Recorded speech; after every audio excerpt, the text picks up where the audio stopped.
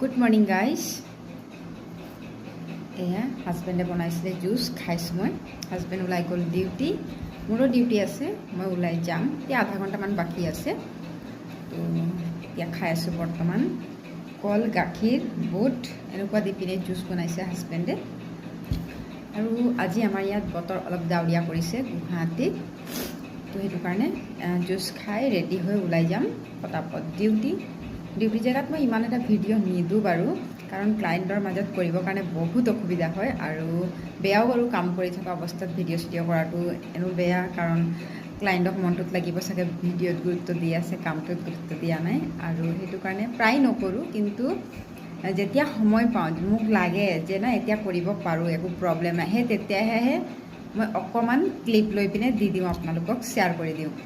তো পাৰিলে আৰু সেনেকৈ কৰিব চেষ্টা কৰিম, কিন্তু প্ৰপাৰ এনেকুৱা ভিডিঅ' মই নবনাওঁ।